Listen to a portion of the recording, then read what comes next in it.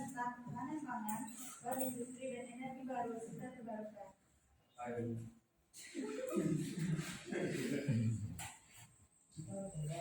Sebelumnya kami akan memperkenalkan diri kami masing-masing. Saya Risa Wilasia sebagai moderator. Saya Maudia sebagai penyaji materi. Saya Chandra Putri sebagai latulan. Saya Injil Aisyah sebagai penyaji materi. Saya Resisman sebagai penyaji materi. Terlebih dahulu kita tahu apa itu pengertian dari ketahanan pangan.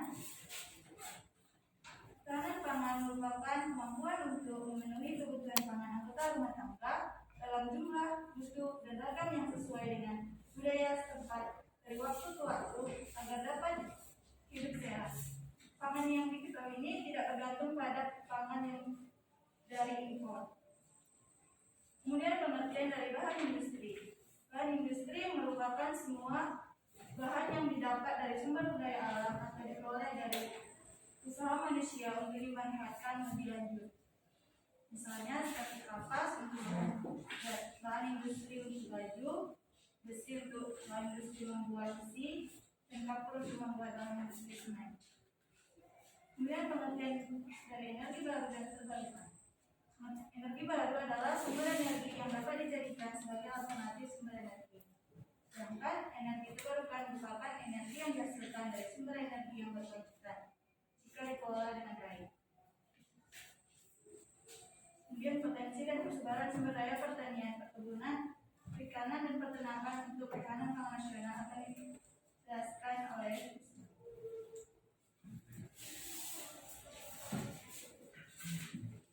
Pada potensi dan sebaran sumber daya pertanian, Indonesia dikenal sebagai salah satu negara yang bergerak di sektor agraris pertanian. Potensi pertanian di Indonesia didukung oleh letak geografis yang berada di sekitar garis khatulistiwa, kesuburan tanah, persediaan air yang melimpah, sumber daya hayati, dan kondisi iklim tropis yang sesuai.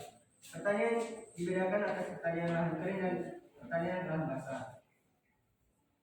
Pertanian lahan kering, pertanian yang dikembangkan pada dataran dilaksanakan pada hamparan yang sangat membutuhkan perairan. Dan pertanian lahan basah, pertanian yang dikembangkan dengan menggunakan air secara terbakar. Di sini ada beberapa jenis tanaman pangan di Indonesia seperti padi, jagung, ubi kayu, ubi jalar, sagu, pisang, sukun, umbi-umbian, dan lain-lainnya. Pada potensi dan sebaran sumber daya perkebunan terdiri atas berbagai jenis komoditas. Ada berupa buah seperti kelapa sawit, kopi, coklat, pala, dan betah seperti karet dan damar. Keberadaan perkebunan di Indonesia sangat beragam, bergantung pada daerah, iklim, tanah, dan ketinggian tempat. Di sini ada beberapa jenis komoditas dan daerah penghasil beberapa komoditas seperti kelapa sawit berada di Sumatera dan Kalimantan, cengkeh, Maluku, Sulawesi, Kalimantan, dan Jawa, tebu, Jawa Timur dan Jawa Tengah, teh, Jawa Barat, Sumatera, dan Aceh, tembakau, Sumatera Utara, Jawa Tengah, dan Jawa Timur, kopi, Aceh, Lampung, dan Bengkulu, dan lain sebagainya. Kita bisa lihat di layar. Pada potensi dan sebaran sumber daya perikanan, potensi kelautan Indonesia didukung oleh letaknya geografis Indonesia dan memiliki garis pantai terpanjang kedua di dunia dan memiliki kekayaan laut yang besar. Perikanan di Indonesia dapat dibedakan berdasarkan lokasi penangkapan dan pembudidayaannya, di antaranya perikanan air laut tawar, air laut, dan perikanan air payau. Pada potensi dan sebaran sumber daya peternakan, keberadaan sektor peternakan sangat ditentukan oleh ketersediaan pakan bibit, manajemen dan kesehatan hewan, serta inovasi teknologi. Peternakan dibagi ke dalam 3 kelompok, yaitu ternak besar, ternak kecil, dan ternak unggas. Ternak besar seperti Jawa, sapi berada di Jawa, Bali, Nusa Tenggara Timur, kuda, Sumbawa, Flores, Sulawesi, kerbau, terdapat pada Sumut, Jawa Barat, dan Sulawesi. Ternak kecil seperti domba berada pada Jawa, Madura, Bali, Sumatera Utara, kambing, Sumatera Selatan, Sulawesi Selatan, Kalimantan Timur, babi, Sulawesi Utara, Kalimantan Tengah, Bali, Nusa Tenggara Timur, Maluku, unggas seperti ayam, itik, burung diproduksi hampir seluruh Indonesia.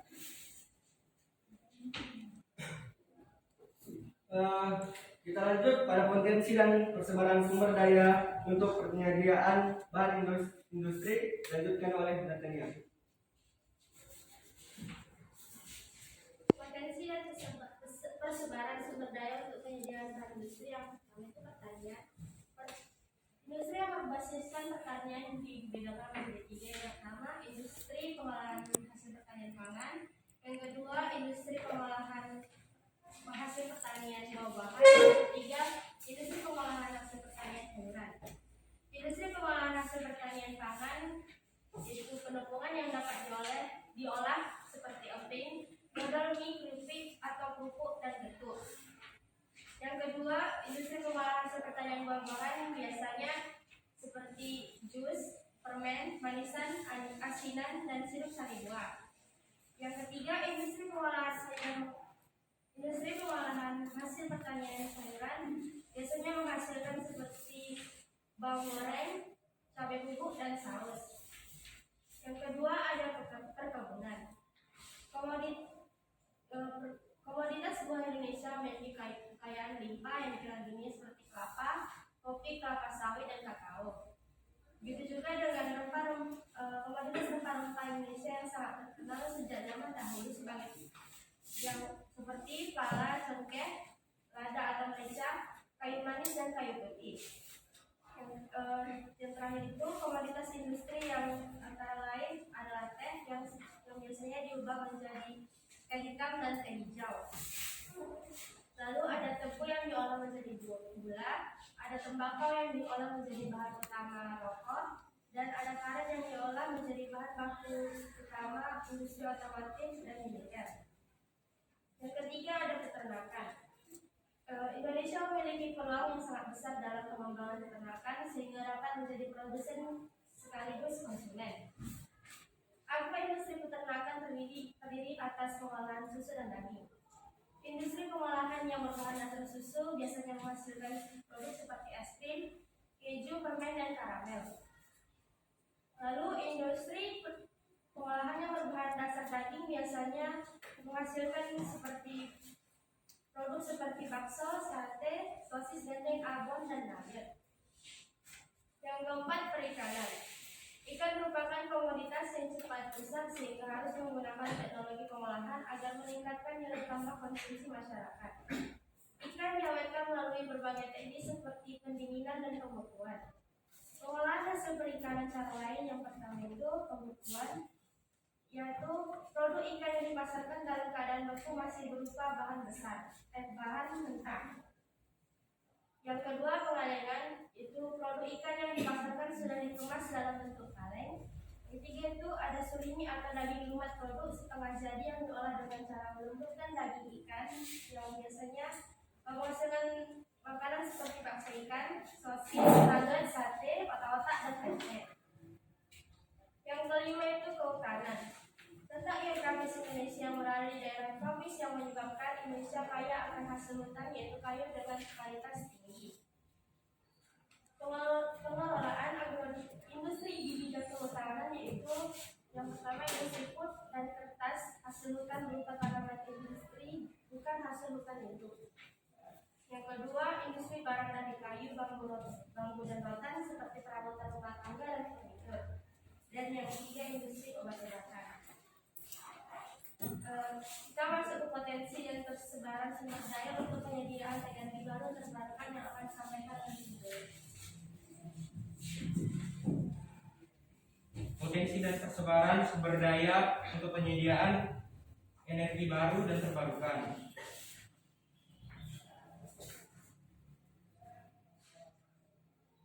Yang pertama, energi matahari. Energi matahari merupakan energi utama yang diterima oleh bumi. Matahari yang menyinari Indonesia sepanjang tahun dapat dijadikan sumber pembangkit listrik seperti pembangkit listrik tenaga surya. PLTS diterapkan di Indonesia, yaitu A. Matahari bersinar sepanjang tahun sehingga sumber energi tersedia selamanya dengan gratis. B. Cocok untuk daerah terpencil yang tak terjangkau PLN. C. Tidak menimbulkan polusi udara, kebisingan, dan efek pemanasan global. D.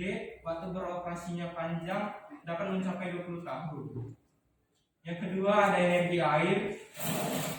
Curah hujan yang tinggi dan topografi Indonesia yang bervariasi menyebabkan banyak terdapatnya sungai-sungai dan air terjun, sehingga sangat berpotensi untuk energi yang bersumber dari air maupun mikrohidro. Energi air dimanfaatkan Indonesia untuk pembangkit listrik tenaga air dan pembangkit listrik tenaga mikrohidro. Yang ketiga ada energi gelombang laut dan arus laut. Gelombang laut atau ombak laut di Indonesia dimanfaatkan sebagai pembangkit listrik tenaga gelombang laut. Beberapa kelebihannya yaitu 1. Sumber energi gelombang laut sangat melimpah, tidak akan pernah habis. Yang kedua, tidak menimbulkan polusi sehingga ramah lingkungan. Ketiga, pembangunan dan pengoperasian yang tidak merusak ekosistem laut. Dan yang keempat yaitu tidak memerlukan konstruksi alat yang luas. Keempat, energi panas bumi. Indonesia merupakan negara yang memiliki potensi energi panas bumi terbesar di dunia. Energi panas bumi merupakan energi yang dapat mencukupi kebutuhan dalam negeri sehingga dapat mengurangi ketergantungan terhadap energi fosil. Kelebihan energi panas bumi yaitu 1. Energi ramah lingkungan dibandingkan dengan energi fosil. Kedua, proses eksplorasi dan eksploitasi tidak membutuhkan lahan yang luas. Yang kelima ada energi angin. Energi angin dapat dimanfaatkan untuk menggerakkan turbin listrik atau memompa air untuk kebutuhan pertanian dan peternakan. Yang keenam ada energi biomasa. Energi biomasa digunakan sebagai sumber energi pembangkit listrik tenaga sampah. Sampah yang digunakan yaitu sampah organik yang berasal dari pasar, rumah tangga maupun tempat lainnya. Ada juga yang bioetanol, biodiesel, dan biogas. Bioetanol merupakan bahan bakar yang berasal dari tumbuhan hijau yang menghasilkan etanol sebagai pengganti mesin, misalnya ubi kayu dan ampas tebu. Selain itu, ada juga termasuk energi biomasa yaitu kotoran manusia dan kotoran ternak seperti sapi, kerbau, kuda dapat menghasilkan biogas. Selanjutnya ada energi nuklir.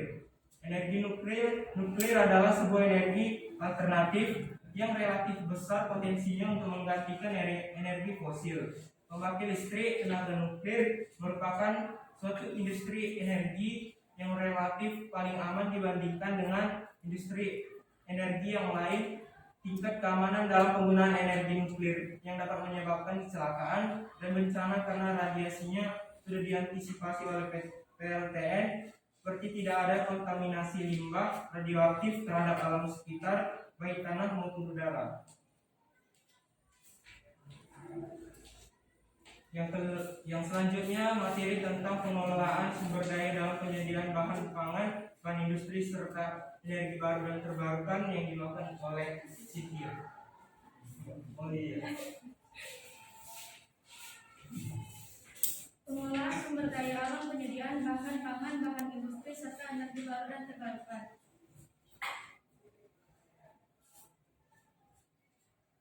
Pengelolaan sumber daya merupakan pemanfaatan sumber daya untuk meningkatkan kesejahteraan seluruh rakyat Indonesia dengan mempertimbangkan kelestarian sumber daya tersebut untuk generasi yang akan datang.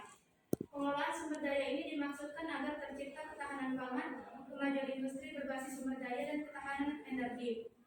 Pengelolaan sumber daya terdiri atas kegiatan inventarisasi, pemanfaatan, dan pelestarian. Inventarisasi ini dapat dilakukan dengan penelitian baik langsung ke lapangan maupun berdasarkan studi literatur. Inventarisasi juga dapat dilakukan dengan riset, pengembangan penganeka-ragaman bahan pangan untuk mengurangi ketergantungan. Pada kegiatan inventarisasi harus melibatkan masyarakat karena dalam pengelolaan sumber daya alam masyarakat merupakan subjek yang berperan sangat penting. Pemanfaatan sumber daya merupakan tahapan eksploitasi untuk menghasilkan produk berbasis sumber daya yang diperlukan oleh masyarakat. Pemanfaatan sumber daya sangat memerlukan kualitas sumber daya manusia dan teknologi yang baik.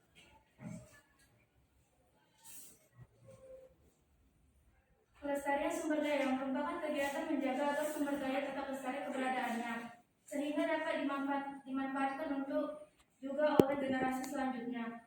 Kegiatan pelestarian yang dapat dilakukan diantaranya sebagai berikut. 1. Menjaga lahan pertanian sawah produktif dari konversi lahan menjadi lahan non-pertanian. Yang kedua, menetapkan daerah kawasan konservasi seperti taman nasional dan cagar alam. Yang ketiga, menjaga sumber daya dari berbagai bencana seperti kebakaran hutan, erosi, dan banjir yang akan mengakibatkan hilangnya sumber daya flora dan fauna, kesuburan lahan. Yang keempat, pelestarian keanekaragaman bahan pangan dapat dilakukan riset seperti penyimpanan benih atau biji dan penyimpanan dalam bentuk umbi yang ditanam di lapangan.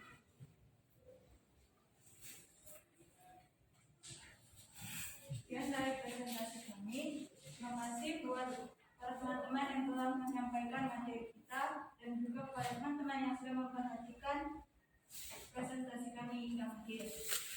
Sudah saatnya kita pada sesi tanya jawab. Kepada teman-teman kami persilakan memberikan pertanyaan kepada kami ataupun saran.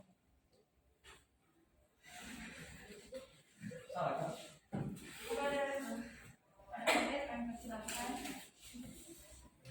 Pertama-tama saya ingin mengatakan bahwasanya presentasi tadi sangat benar-benar baik dan membawaannya benar-benar baik.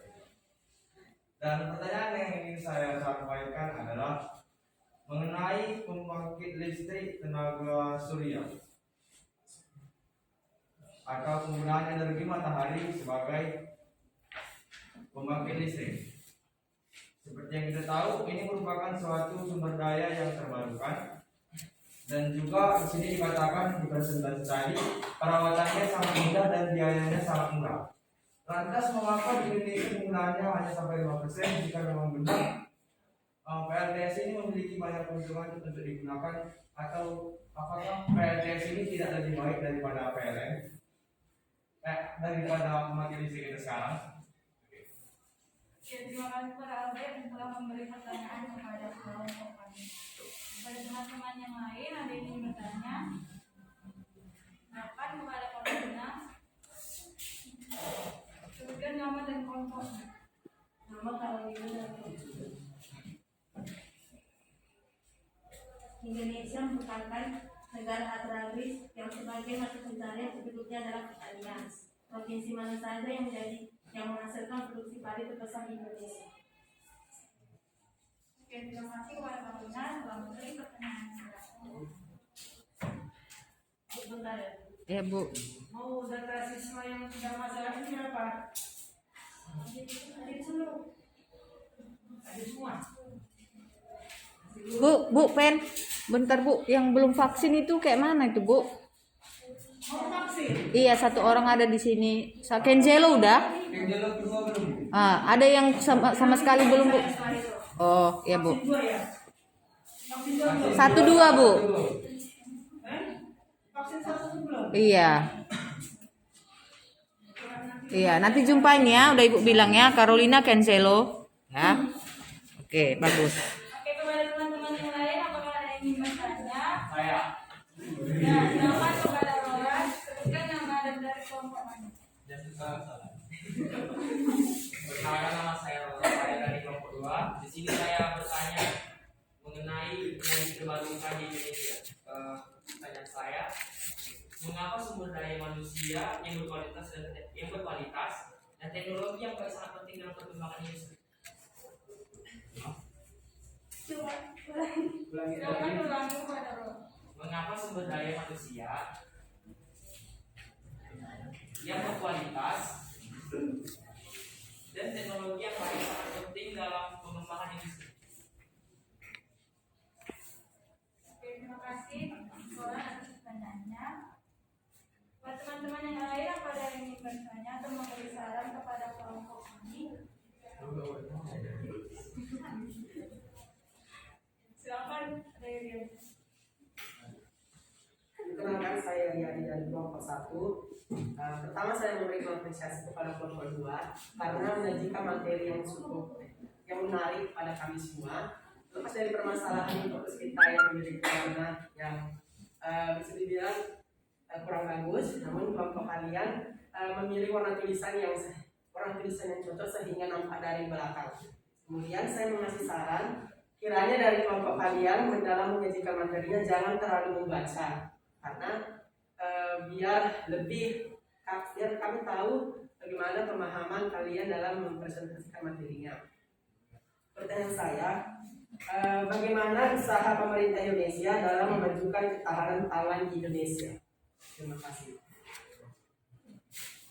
Terima kasih kepada adik-adik telah memberi saran yang untuk membuat kelompok kami menjadi lebih baik, dan terima kasih telah memberi pertanyaan.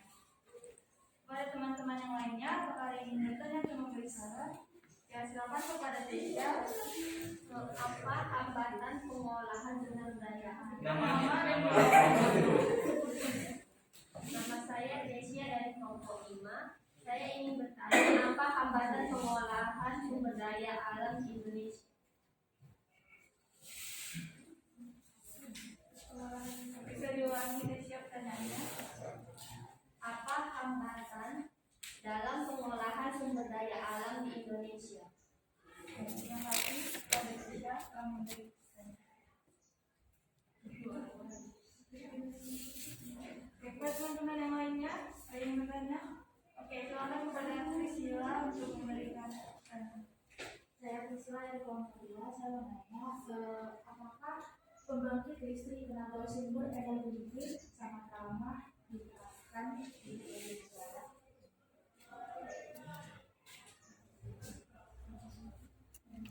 Oke, terima kasih kepada Priscilla telah memberi pertanyaan. Ya, silakan berikutnya. Perkenalkan, nama saya Regina dari kelompok 2. Pertanyaan saya adalah, apa hal-hal pendukung yang dapat dilakukan untuk mewujudkan pemanfaatan potensi pangan lokal untuk ketahanan pangan? Oke, terima kasih Regina telah memberikan pertanyaan. Apakah teman-teman ada yang ingin lagi bertanya? Tunggu dulu Regina, apa tadi pertanyaannya? Hal pendukung untuk mewujudkan Pemanfaatan potensi pangan lokal untuk ketahanan pangan. Potensi Pangan lokal untuk ketahanan pangan. Oke, bagus. Ada lagi? 1, 2, 3, 4, 5, 6, 7. Ada lagi? Oke, sebelum dijawab pertanyaannya, ada yang kelompok budaya di sini? Tolong nanti disampaikan ke kelompok yang budaya, dibawa kain yang ada di rumah, baik itu misalnya ulos ataupun misalnya kain apapun yang ada bisa dipakai di kelas waktu presentasi. Jadi nanti disajikan ini misalnya ulos berasal dari Sumatera Utara, tunjukkan ke depan. Boleh dia berupa kain, boleh berupa makanan. Kalau dibawa makanan untuk disajikan satu kelas. Tapi kalau dia bawa kain, presentasikan di depan, masing-masing dipakai. Jangan dibeli untuk itu aja, tapi yang ada di rumah kainnya, ya. Bisa nanti disampaikan kelompok siapa itu ya? Ibu Kira tadi Heriadi kelompok budaya. Iya. Oke, nanti tolong disampaikannya karena mungkin sesi yang kemarin lupa Ibu bilangkannya waktu minggu lalu. Oke, ya silakan. Untuk kelompok ini menjawab apabila sudah ini. Bertanya, berikan kami waktu untuk mendiskusikan pertanyaan dari kalian semua untuk kami jawab. Ya, siapa ya kelompoknya ya?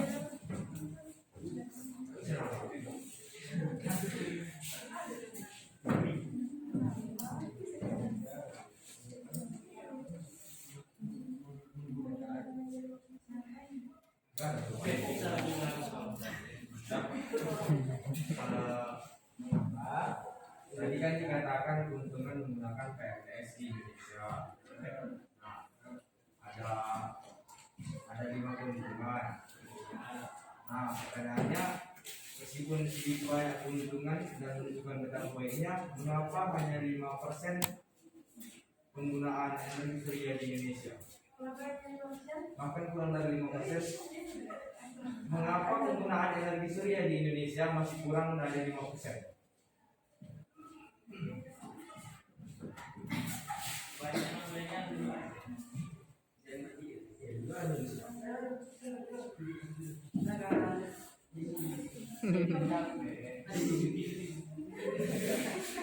Ambil dibahas ya.